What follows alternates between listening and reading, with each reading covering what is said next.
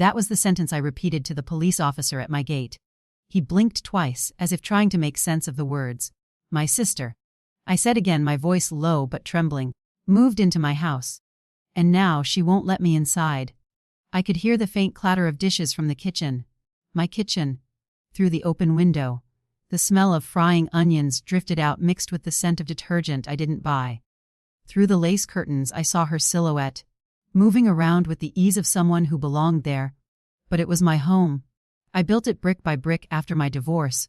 A quiet little two-bedroom on the edge of Lahore, with a small garden where I planted marigolds because my mother used to say they kept bad energy away. And now, standing outside that same gate with my keys useless in my hand, I realized something I never thought possible sometimes. The betrayal doesn't come from strangers or lovers. It comes from the ones who call you sister. Back then, my life was simple, maybe even small, but it was mine. I worked as a nurse at the community clinic. My days were long, filled with blood pressure checks, children's coughs, and the faint hum of ceiling fans that never stopped spinning. I liked the routine. It kept my thoughts steady. After my marriage ended, routine became my refuge. Every evening, I'd come home to that quiet house. The air always smelled faintly of Dettol and fried lentils. I'd change into my old cotton shalwar kameez, tie my hair up, and water my marigolds before making tea. Sometimes, I'd call my sister Samra. She was 3 years younger, the kind of woman who could light up a room and leave everyone talking long after she'd gone. Samra had married early, to a man named Rashid. He was charming at first, but over the years his charm turned into something sharp, the kind that cut quietly. She'd call me sometimes, whispering through tears that he'd taken her jewelry, or that he hadn't come home for 2 nights. I always told her to come stay with me for a few days, and she always said the same thing, Apa, he'll change. Just give him time. I wanted to believe her. I wanted to believe that men could change, that people could learn to be kind. But kindness, I had learned, was a fragile thing. Then one night, almost 2 years after our mother's funeral, she showed up at my door, suitcase in hand, her eyeliner smudged and her hair tangled. He left, she said simply, her voice hoarse. He took everything, Apa. I didn't hesitate. I hugged her, let her cry into my shoulder. Stay here, I said. For as long as you need. And I meant it. The first few weeks were peaceful. Samra would sleep late, sometimes till noon, and I didn't mind. I'd leave breakfast on the counter. A boiled egg, toast, and tea. Before heading to the clinic, in the evenings we'd sit together in the courtyard, sipping tea, laughing over old school stories. For a while it felt like the loneliness had lifted from the house. But then, little things started to change. It began with the keys. One morning I couldn't find mine. I checked every drawer, every handbag. When I asked Samra if she'd seen them, she shrugged. You probably misplaced them, she said lightly, stirring sugar into her tea. Later that week I came home to find the locks changed. She handed me a new set of keys with a smile. Just wanted to make the house safer, she said. You never know who's watching. Something in her tone made me uneasy, but she was my sister and I had told her, as long as you need. Soon, her tone shifted. She started making rules I didn't remember agreeing to. Don't leave your shoes by the door, it looks messy. Can you stop cooking fish? Rashid hated the smell, and it reminds me of him. Maybe you should stop inviting the neighbors over. I don't feel comfortable with people walking in. I thought it was trauma, or maybe shame. I wanted to be patient, to give her space to heal, but her voice grew sharper each time, like she was testing how far she could push. One night I came home late after a double shift. My feet ached, my uniform smelled of antiseptic. I opened the gate quietly, trying not to wake her. But as soon as I reached the front door I saw the bolt, locked from the inside. I knocked gently. Samra, it's me. No answer. I called her name again, louder this time. Still nothing. Finally the light came on. She appeared behind the curtains, peeking out. Why are you coming so late? She asked, her voice cold. I had to cover for another nurse, I said, trying to smile. Open the door. I can't, she said. It's past midnight. You should have called first. I thought she was joking, but she didn't open the door. I stood there for 10 minutes, then 20, the street dogs barking in the distance. Finally, she cracked the door open just enough to pass me a folded bedsheet. Sleep on the veranda tonight, she said softly. I'll explain in the morning. That was the first night I slept outside my own house. The concrete floor was cold beneath me. I could hear her moving inside. Cupboards opening, the creak of the bed. My bed. And I kept telling myself it was just stress, that she didn't mean it.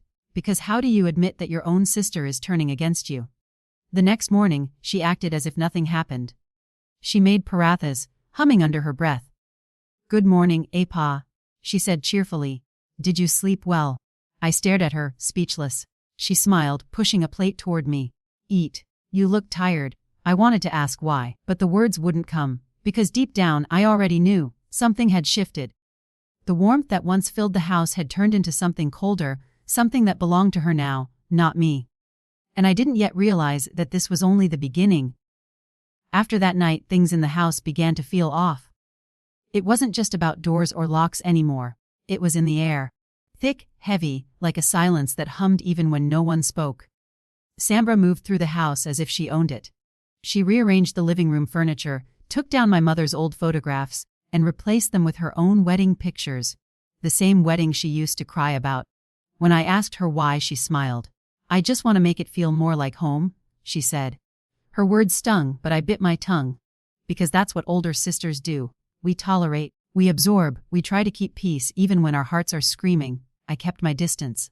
Most days I'd leave early for the clinic and come home after dark, just to avoid the tension. But even then, I could feel her tightening her grip.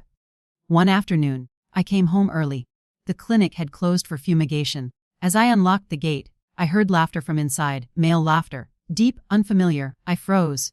Through the half-open curtain, I saw two men sitting in my living room, their legs stretched out, shoes off. One of them had a cigarette between his fingers. Samra sat between them, laughing, her laugh high and careless. When she noticed me, her smile faltered. "Oh, Apa," she said, standing quickly. "You're early." I stepped inside, my eyes darting to the ashtray overflowing on the table. "Who are they?" I asked quietly. "Friends," she said, brushing her hair back. "They came to discuss something about a job." At night, I looked at the clock. It was almost 8 p.m. She crossed her arms. "Not everyone works your shift, Apa. They were helping me with some paperwork. You don't have to make it a scene." The taller man smirked, exchanging a glance with the other. Something inside me tightened. I wanted to say more, to demand that they leave, but I didn't want to shame her in front of strangers. So I turned around, walked to my room, only to find the door locked. "Samra," I called out, my voice low. "Why is my door locked?" "Oh," she said airily. "I needed the space to store some of my things. The spare room was getting too full." I stared at her, my heart thudding. "That's my room." She shrugged. "We share, don't we? What's the big deal?" That night I slept on the sofa, my stomach twisted in knots. I couldn't shake off the image of those men in my living room, the smell of smoke still lingering in the air. Days turned into weeks. Her friends began coming more often. They'd stay late, leaving empty cups and loud laughter behind. I tried to reason with her. "Samra," I said one morning, "this isn't the kind of house for guests like that. People will start talking." She rolled her eyes. "People already talk, Apa. They always do. You just don't like that I'm not as boring as you." Her words hit like a slap. I wanted to remind her whose roof she was living under. But then she added softly, "You said I could stay as long as I needed. I thought that meant you'd understand." And just like that, she turned my kindness into guilt. Then came the day I realized she'd taken my documents, my property papers. I was looking for my CNH when I noticed the folder missing from my bedside drawer. I tore through every file, every envelope. Gone. When I confronted her, she looked almost bored. "Oh, that. I put it somewhere safe," she said, sipping tea. "We're in my room. Don't worry, I'll keep it secure." "You're so careless sometimes, Apa." I wanted to snatch it back, but she was calm. Too calm. Like she already knew I wouldn't push further. That night, I couldn't sleep. I kept thinking about the way she said, "my room," the way she had begun speaking to me like a guest, like I was the intruder. The next morning, when I left for work, I noticed the locks again. New ones. This time, on every door except the one leading to the kitchen and veranda. I called a locksmith, but he refused to come when I explained the situation. "Family matter, madam," he said. "You two should talk it out." But how do you talk to someone who no longer sees you as family? One evening, I decided to put my foot down, came home early, determined to confront her. But when I reached the gate, my own gate, it was bolted from the inside. I knocked. "Samra," I called. "Open the gate." Nothing. I banged harder. "Samra, I know you're inside." Her voice floated out through the window. Calm. Cold.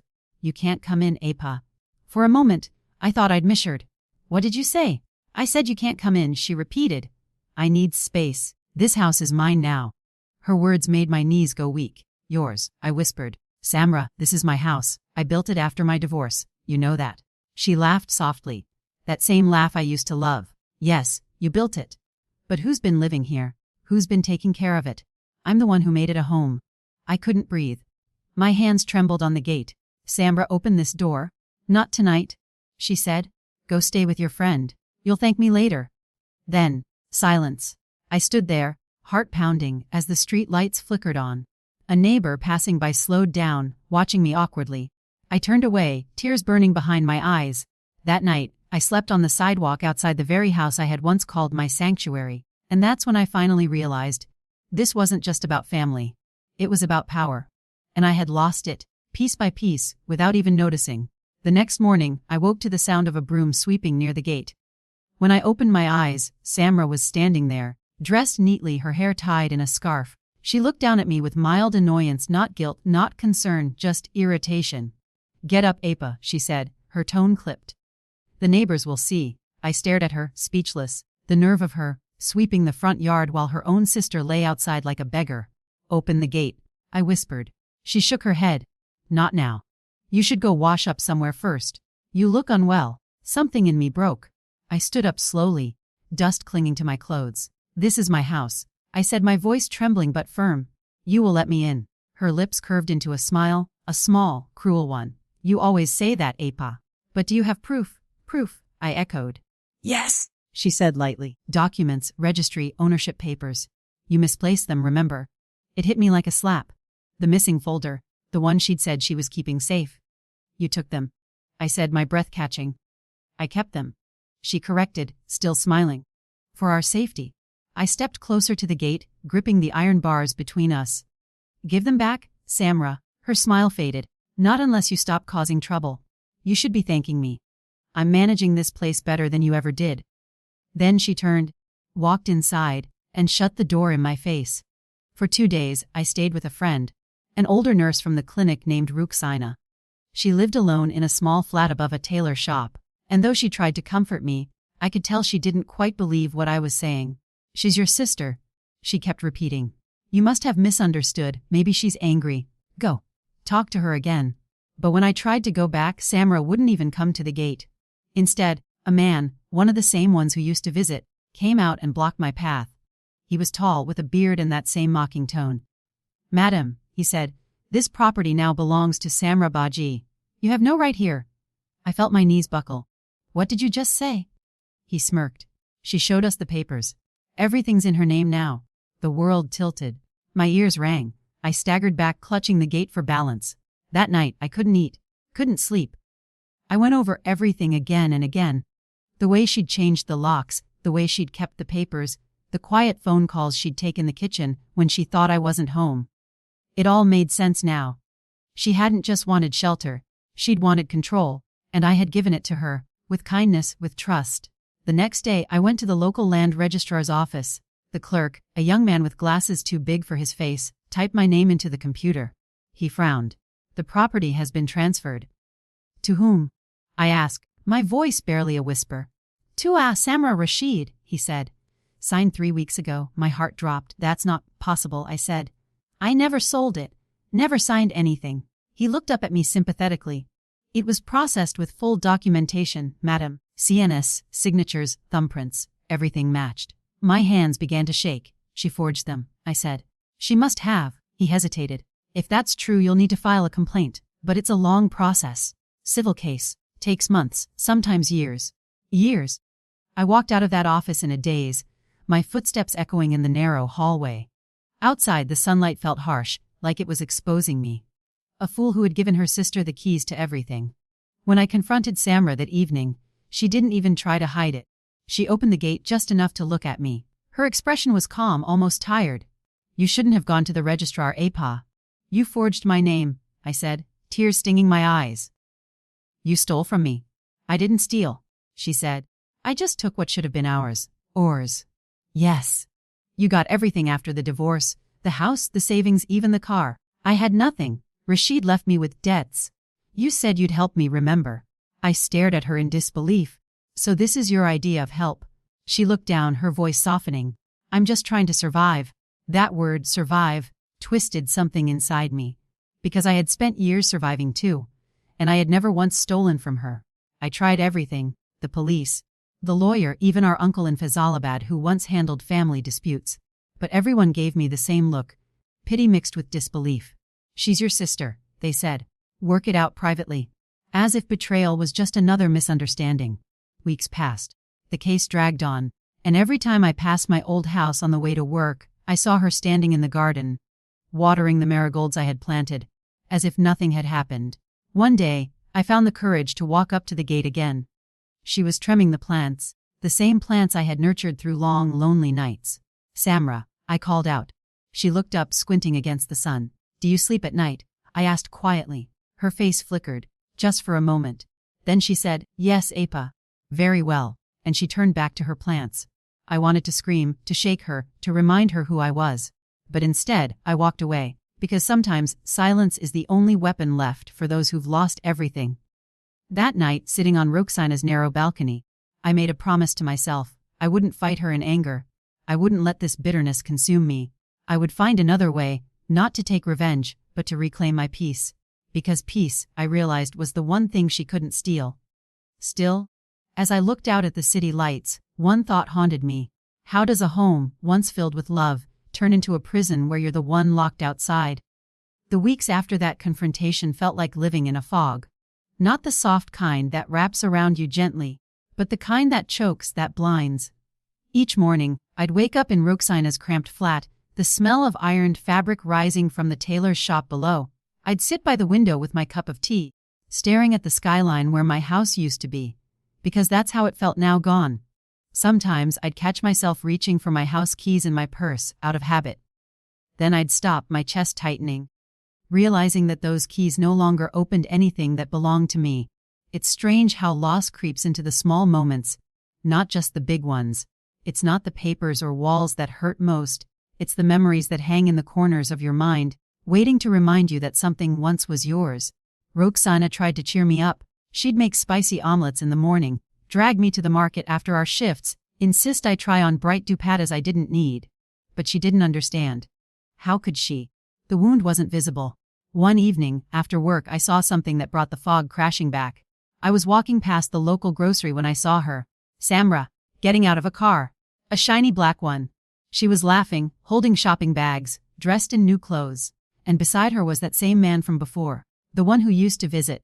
He held the car door open for her, his hand brushing her back possessively. For a moment, I froze. Then I called out her name. Samra. She turned, startled. Her smile faltered when she saw me. Apa, she said, forcing a smile. You look well. I walked up to her, my eyes fixed on the man. Is this the same person who helped you survive? I asked quietly. She hesitated. He's a friend. I glanced at the shopping bags, expensive brands I knew she couldn't afford. Seems like your friend's helping you very well. Her face hardened.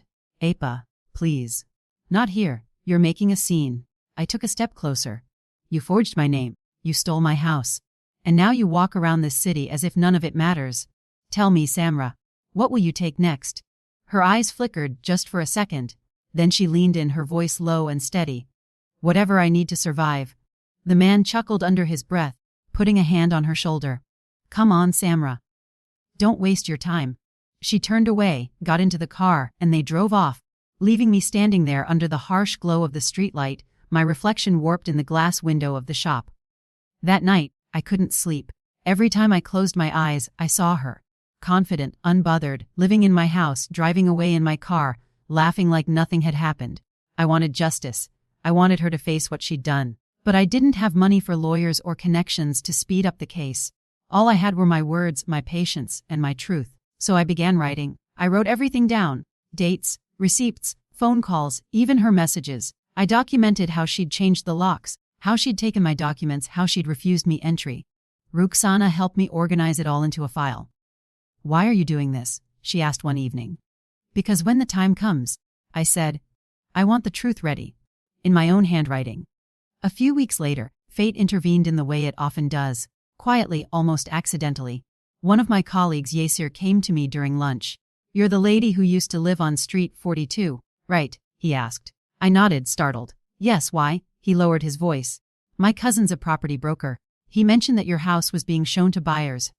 The words hit like a punch. Shown. You mean, sold. He nodded. Yes, the papers are under a woman's name, Samra Rashid. But apparently, she's trying to sell fast.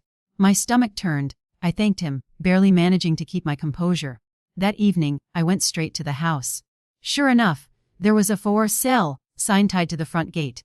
I stood there staring at it, feeling something dark rise inside me. Not anger exactly, but a deep, cold determination. I waited until the next morning and then went to the local union council. I asked to see the registrar again, this time with my file in hand. He frowned as he flipped through my documents. You've kept detailed notes, he said. I had to, I replied. She's trying to sell the house now.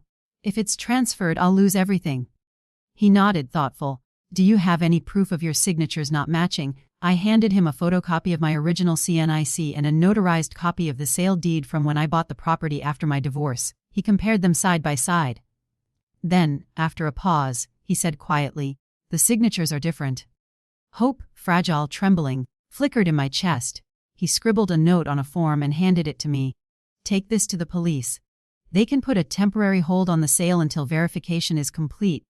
It took me the rest of the day to file the complaint. The police were reluctant at first. Another family dispute, they said. But when the registrar's note came through, they had no choice but to act. That evening, 2 officers accompanied me to the house. Samra opened the door, her expression flickering between surprise and fury. What's going on? She asked sharply. Verification, the officer said.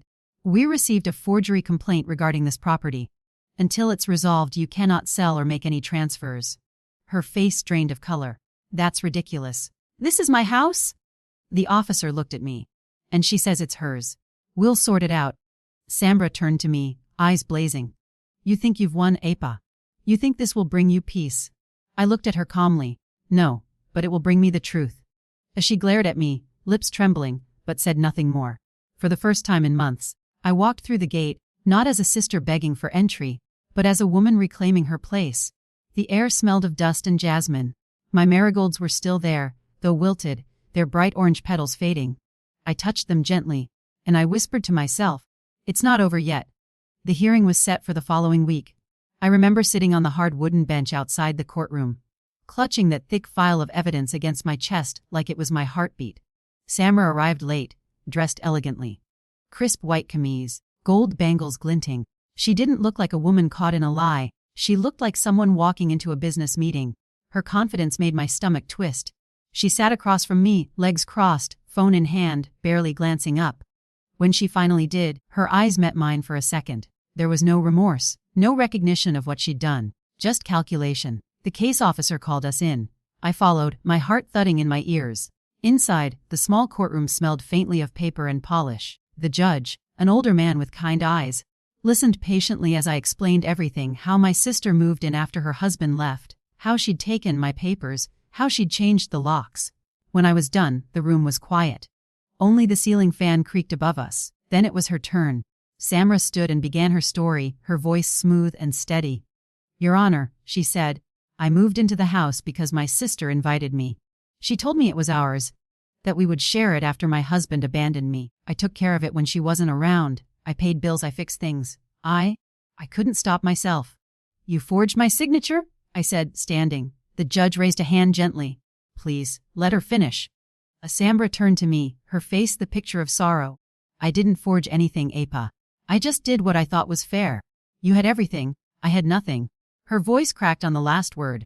I saw a few heads in the courtroom soften toward her. She knew exactly what she was doing. The proceedings dragged for weeks. Each time, she'd arrive in something new, confident, polished, always ready with a story. I'd sit there in my plain clothes, exhausted from work, wondering if truth alone was ever enough against charm. But then, one afternoon, everything changed. The forensic report came back. The officer handed it to the judge, who adjusted his glasses and read silently for a few moments. Then he looked up.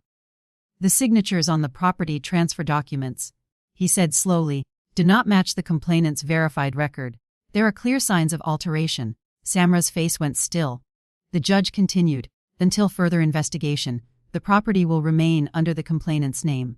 The accused is prohibited from sale or occupancy. It took me a moment to process his words. Then I felt something I hadn't felt in months: relief. Not joy, not triumph, just the soft, trembling relief of finally being believed. Samra's lawyer stood up, arguing for leniency, claiming it was a misunderstanding. But the judge was firm. I watched her then, my sister, the girl who used to braid my hair before school, who once cried over broken bangles, standing there like a stranger, her shoulders stiff, her jaw clenched. And I wondered, how does love rot like this? After the hearing, I stepped outside.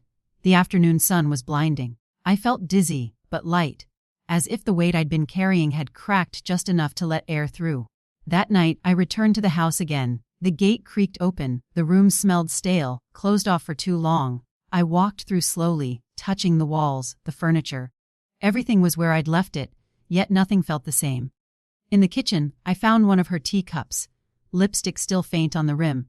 I washed it quietly, my hands trembling, not from anger but from memory. Because no matter what she'd done, this was still our home once. A week later, the police informed me that Samra had left the city. No forwarding address, no contact. They said she was avoiding further legal complications. But I knew what that meant. She was running from the truth. I should have felt victorious. Instead, all I felt was tired. Ruxana came by that evening with biryani. "You should celebrate," she said gently. I smiled weakly. There's nothing to celebrate. I didn't win. I just survived. We sat on the veranda as the evening breeze rustled through the marigolds. Some of them had died, but a few, stubborn little things, had bloomed again. I stared at them for a long time.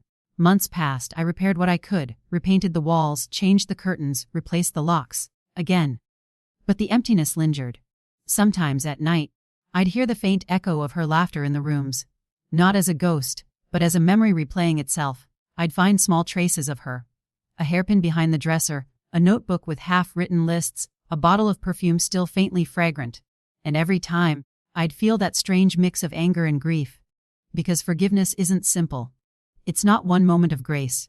It's 100 small moments of trying to stop remembering. Then one morning I got a letter. No return address. Just my name, written in familiar handwriting. I hesitated before opening it. Inside was a single page, folded twice.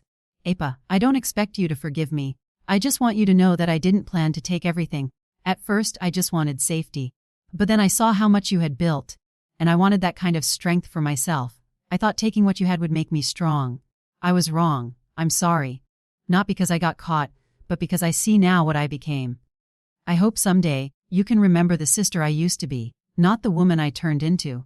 Samra, I read it twice, my hands shaking. Then I folded it carefully and placed it in the old biscuit tin where I kept family photos. Not to forget, but to remind myself that even the people who hurt us most were once people we loved. That night, I lit a daya near the marigolds. The flame flickered in the wind, small but steady. For the first time in a long while, I felt at peace.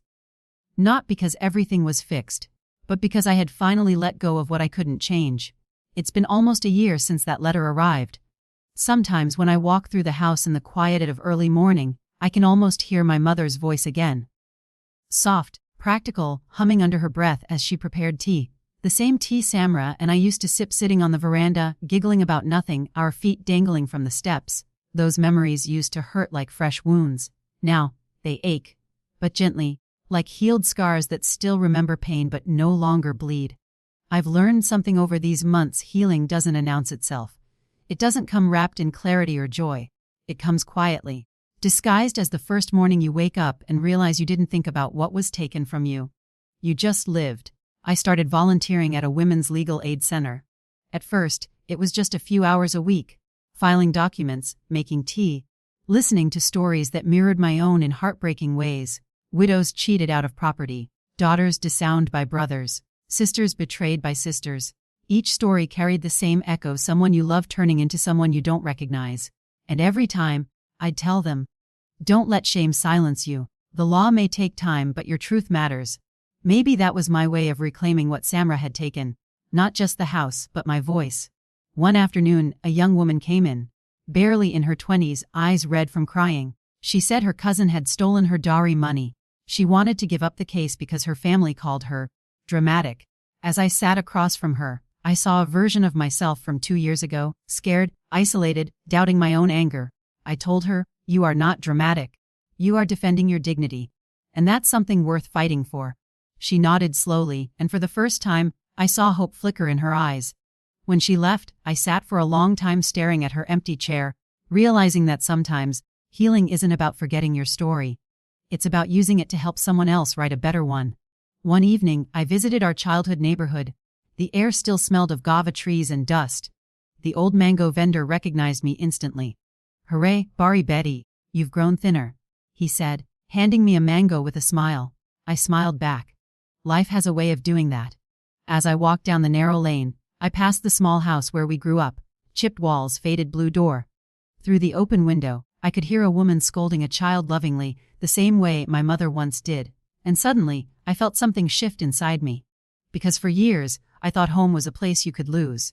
Now, I understood home is the part of you that survives the loss. A few weeks later, while cleaning the living room, I found an old photo album buried beneath some files. There we were, Samara and I, sitting on the roof, eating raw mango with chili salt, our faces messy and happy. In another, she was helping me tie my dupatta for college, both of us laughing. I stared at those pictures for a long time, and then, I did something I never thought I would. I framed one. It sits now on the hallway shelf, right by the front door, not as forgiveness but as acceptance. A reminder that she was part of my story, even if not of my ending. Sometimes at night, I still think about her. Where she might be. Whether she found peace, whether she ever thinks of me. But I no longer imagine revenge. I imagine closure, the kind that doesn't need confrontation, only understanding. Because forgiveness, I've learned, isn't for the person who wronged you. It's for the person you're becoming after the storm has passed. Last month, I finally hosted a family dinner again. The house was filled with laughter, the smell of biryani, the clinking of plates. My nieces played in the garden, chasing fireflies, their giggles spilling through the open windows. For the first time in years, the house felt alive again, not haunted by betrayal but warmed by love. When everyone left, I stepped out to the veranda. The marigolds were blooming wildly now, bright orange against the night. I knelt down and whispered, "We're okay now, Ma." A soft wind passed through, rustling the petals as if answering. Sometimes healing doesn't mean erasing the pain. It means giving it a purpose. It means saying, I still believe in goodness, even after I've seen how cruel love can be. I still believe that every betrayal leaves behind two things, a scar and a lesson. And maybe, just maybe, the lesson is that strength isn't born from what we keep, but from what we survive losing. Now, when people ask me what happened with my sister, I don't tell them the whole story. I just say, we both made choices we can't undo. But I've learned to live with mine. Then I smile. Not because I've forgotten, but because I've finally remembered who I was before the hurt. A few months later, she received another letter. Postmarked from another country. It was unsigned, but inside was a small folded photo, two young girls sitting on a roof, eating mangoes, laughing. On the back, one line was written in familiar handwriting, "Some memories are worth keeping, APA." The screen fades to black. Soft music plays, a blend of sorrow and peace. We don't always get apologies in time. Sometimes we get silence. But silence can heal too, if we let it. When I look back now, I realize, the hardest part wasn't losing the house. It was losing the person I thought my sister was. You grow up believing blood will always protect you. That no matter what storms life brings, but your family will be your shelter.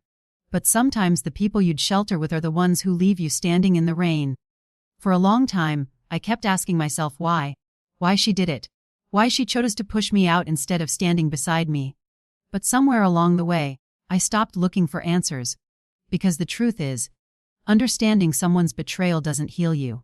Accepting it does. I learned that forgiveness isn't a gift for the one who hurt you. It's freedom for the one who's been hurting. And sometimes, freedom simply means choosing peace over proof. There are still days when I think about her, when a certain scent or song brings her back for a moment.